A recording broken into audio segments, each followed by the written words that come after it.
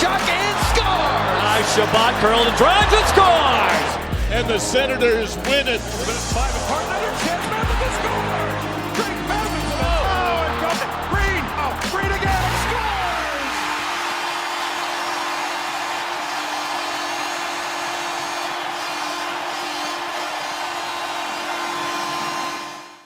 Welcome to SENS Talk. My name is Brandon, and I'm your host. Now, before we get started, please follow us on Twitter at SensTalk_, and on Instagram at SensTalk. Now, tonight, the Ottawa Senators took on the Montreal Canadiens, and going into tonight's game for Ottawa, if they lose the game, the Senators will be officially eliminated from playoff contention. If they win, their slim playoff hopes will remain alive, which brings me to the question of the day for you, the fans. Comment below right now and let me know what you think. Do you think the Ottawa Senators can pull off a miracle playoff run by winning the rest of their games and barely squeaking in?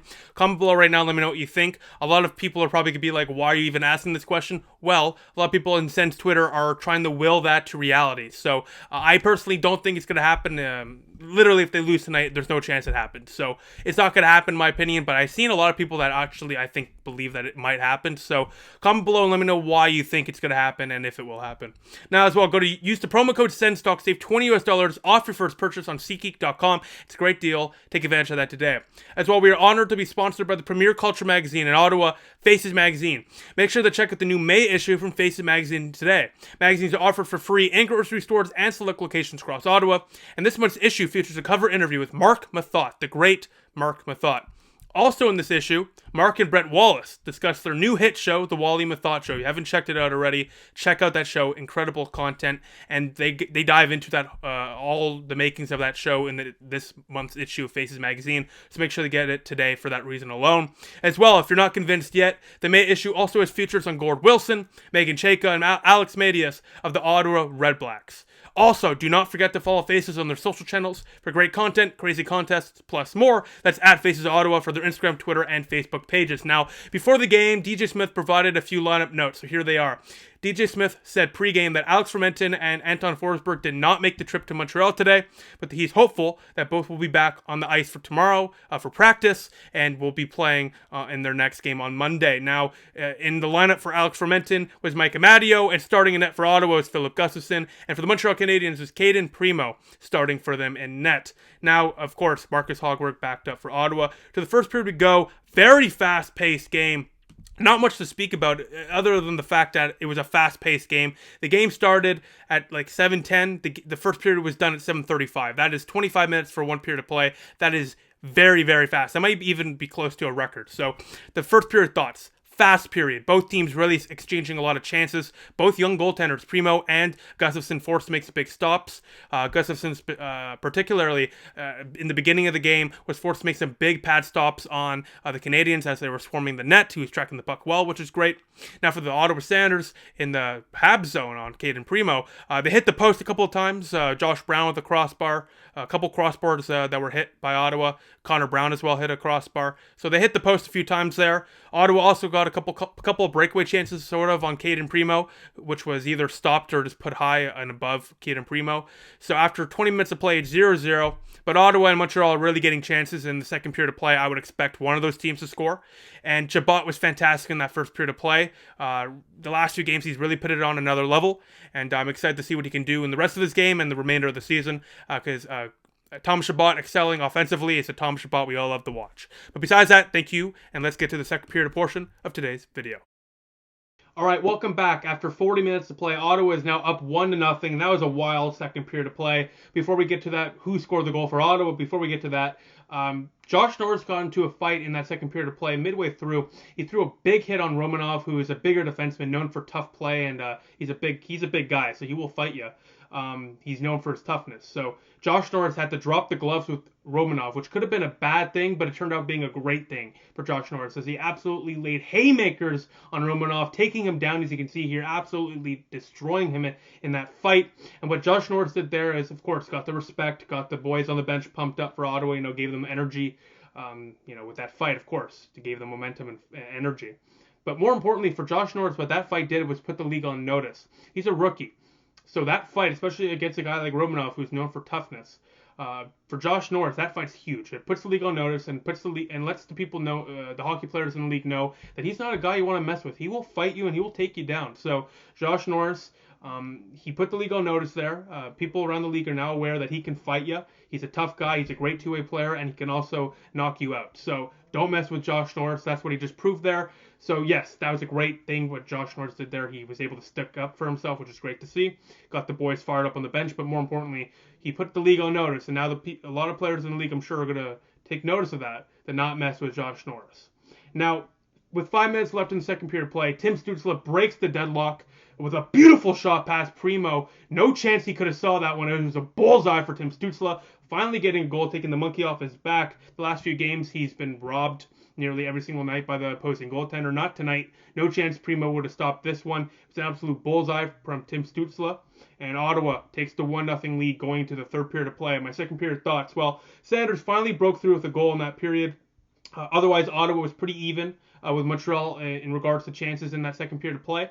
Caden Primo was forced to make some big stops, but so as well was Filip Gustavsson, who was forced to make some big stops. He looked really composed out there, and even the difficult stops looked really easy, which is how you know he's playing really well and he's locked in to win the game. So in my pregame show that I had with Brennan Mackey and Matt Bosty before today's game between the Senators and Canadiens, I mentioned how I would be interested to see how Filip Gustavsson would respond after a long absence from NHL time. You know, he hasn't played in the NHL in almost 2-3 weeks.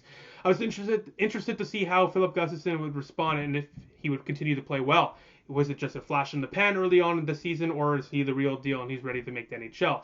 Well, tonight starting to make me it's convincing me that he's ready for the NHL, and that's only good news for Ottawa Senators fans. Besides that, let's get to the third period of play where Filip Gustavsson and the Ottawa Senators look to continue and look to go up 1-0 and take the game 1-0 and to keep their playoff chances alive. Let's get to the third period of play where hopefully Ottawa can keep and win this game. Well, that third period was probably one of the worst periods of play Ottawa has played in roughly a month or two. That was pathetic. And what's worse about it is going into the third period and for the first 10 minutes of the third period, Ottawa continued to play well, matched every single chance that the Canadiens got. It was an even back and forth game.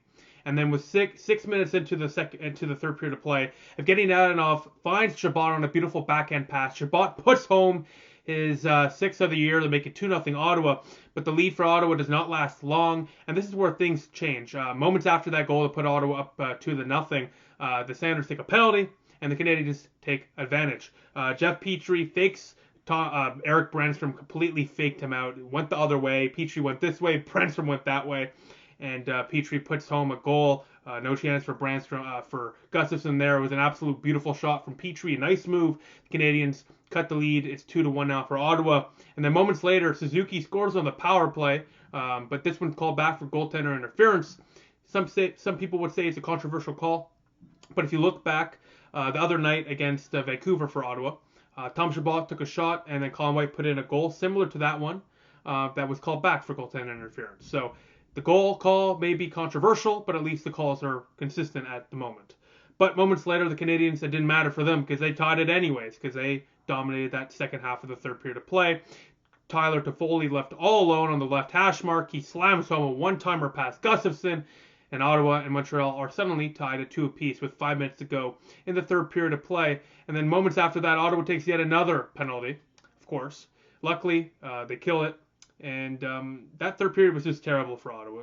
Gustafsson was forced to make some really big stops. But Ottawa, after going up 2-0, it's like they just gave up. They took their foot off the pedal, and they gave Montreal all the momentum. You can't really blame Brännström for that goal. Mistakes happen. It was just a beautiful move, but I don't know why Ottawa just took their foot off the pedal after that goal for the Canadiens, and the Canadiens, the momentum at that moment, you could tell it just shifted, and that Petrie goal suddenly just, brought the Canadiens to life, and in overtime, this is where it gets interesting, because for both teams, this means a lot, technically. For Montreal, that extra point going to overtime gives them a much closer standings position with the Winnipeg Jets. Going into overtime at that point, the Canadiens now are only down by 3 points to the Winnipeg Jets for second or third. I forget what it is. Third, I believe, in the North Division standings. Now for Ottawa, if they lose this game in overtime, they're mathematically eliminated from playoff contention. Even though those odds were slim to none, they would mathematically be eliminated from playoff contention. So we go to overtime, where Ottawa continues to play terribly. like they did in the second half of the third period of play. And the Canadiens, Ottawa didn't even get one chance in overtime, all right? It was just all Canadians. And Brady Tkachuk was out there for the whole overtime, essentially. And Tim Stützle lost his man. Caulfield left it alone in front of the net on a nice pass, tips it home. First NHL goal, because of course he does. And Ottawa loses it 3-2 in overtime. The Canadiens win it. They're now 2 points back for third in the North Division. And Ottawa is now officially mathematically eliminated from playoff contention as Canadiens come back to win it in a heartbreaker 3-2 over the Ottawa Senators. And my thoughts are Gustavsson deserved better. He had a fantastic game, especially late in the third period.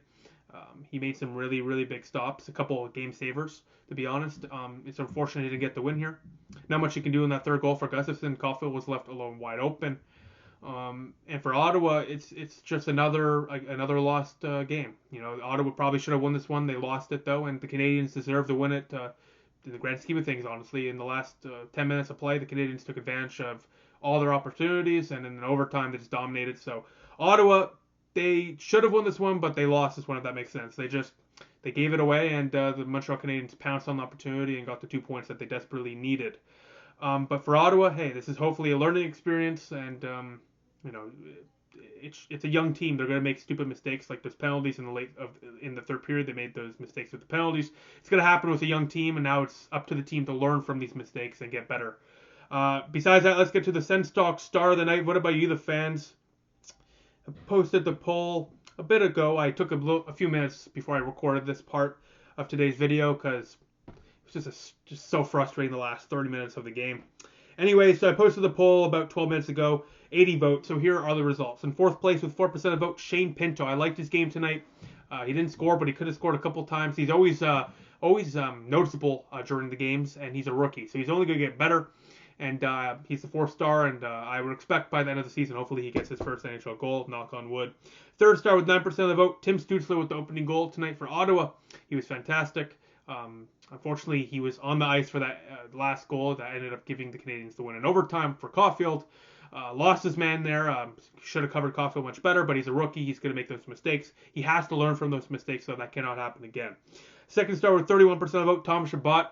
Ever since the trade deadline, this guy has been on another level defensively and offensively too. He has really changed it, and he's been playing much better than he has earlier on in the season. And it's great to see Tom Chabot finally flourishing offensively and getting some offensive output. Now, first star with 56% of the vote, and your SENS Talk Star of the Night, it is Filip Gustavsson, Goose, whatever the hell you want to call him. Filip Gustavsson was fantastic tonight.